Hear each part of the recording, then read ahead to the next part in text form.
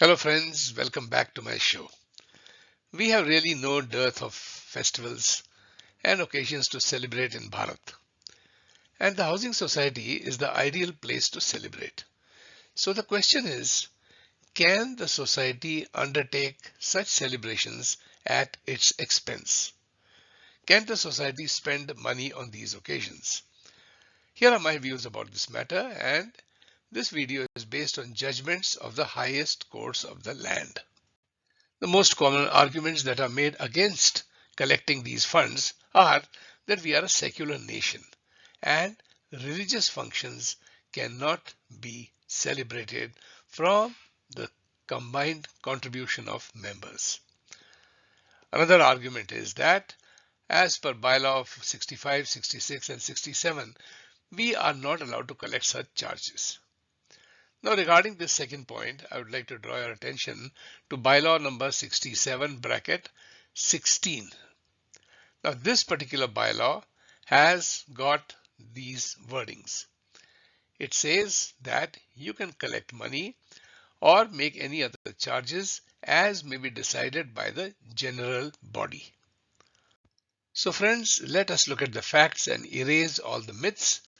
And the best way to understand this is to understand law by reading judgments of High Courts and the Supreme Court. Here is what our bylaw 5D has to say regarding the objects of the society.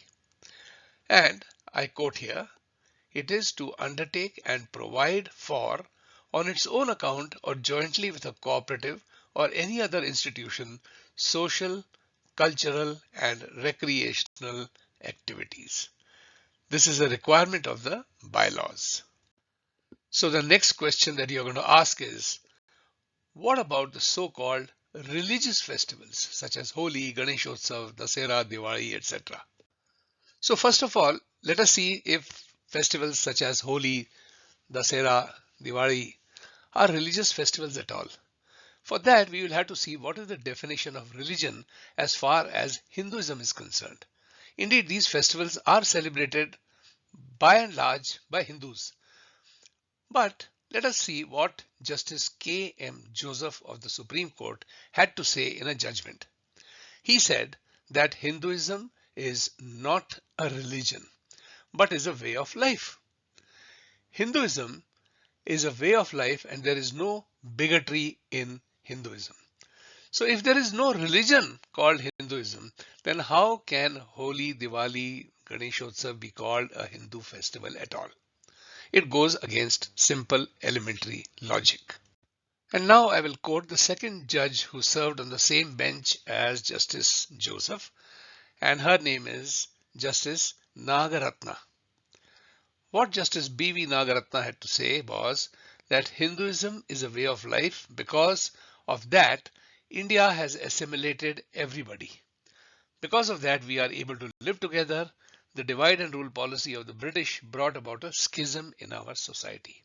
So once again, she has affirmed, and as explained earlier, since there is no religion known as Hinduism, obviously all these festivals are cultural in nature.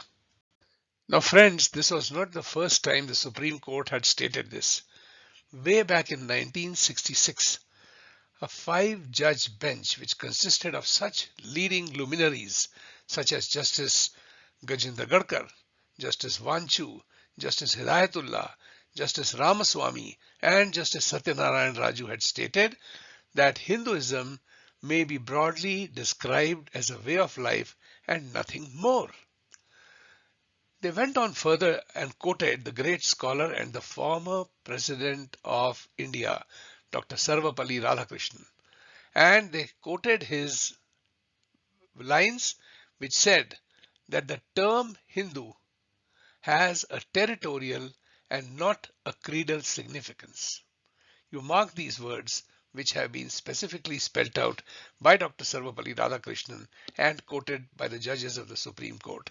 In other words, all these festivals that we celebrate in day-to-day life in Bharatvarsh are not per se Hindu or religious. They are Indian by nature. Every celebration in Bharat is Bharatiya. and not Hindu according to the Supreme Court, and we must keep that in mind.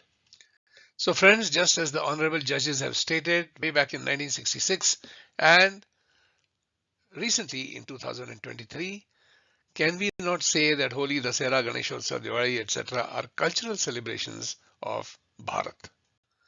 Let us now look at what the Bombay High Court had ruled on the 25th of September 2023. It appeared in many newspapers and can be accessed on many law websites. Now, this is the case of one Shri Ji Vile Cooperative Housing Society versus a member whose name was Jyoti Lohkare, who stated that the collection of funds for cultural activities did not comply with Bylaw 65, which dealt with the composition of charges of society, and such activities were illegal. The Thane Cooperative Society Court accepted the society's stand, and so did the Cooperative Appellate of the state. So the case went further to the High Court. The High Court judge, Justice Madhav Jamdar, clearly stated that it is well established that human being is a social animal, and hence it is important for housing societies to organize and conduct social, cultural, or recreational activities. So interpreting bylaw 5D, Justice Madhav Jamdar went ahead and said that there is a distinction between housing societies and other societies under MCS Act 1960. Thus, collection for cultural activities is permitted. Continuing further in his judgment, the Honorable Judge went on to say that, citing bylaw 148B bracket 3 and bracket 4, and contend that only profits of the society are to be allocated to the Common Welfare Fund for any cultural activity, does not restrict the society to set up a cultural fund and collect contributions. So the judge is very clear in distinguishing between the Common Welfare Fund and the setting up of an independent and separate cultural fund to collect contributions for the purposes that I mentioned earlier. The only caveat that Justice Madhav Jamdar made in his judgment was that the only prohibition on collection of such a charge is that it should be approved by the general body of the society. That is the only restriction. So friends, here is a quick summary of what I just said in this video. According to the Supreme Court of India, Hinduism is not a religion, and therefore any of our celebrations cannot be clubbed under the heading of a religious celebration. The second point of importance is we went through the judgments of the various high courts, and in particular the judgment of Bombay High Court, which said that we can collect funds for cultural activities provided they are approved by the general body, which is of course the supreme body of the society. So friends, that brings me to the end of this video. Thank you very much for your attention, and we shall meet once again in another video, and until then, Namaste and Jai Hind.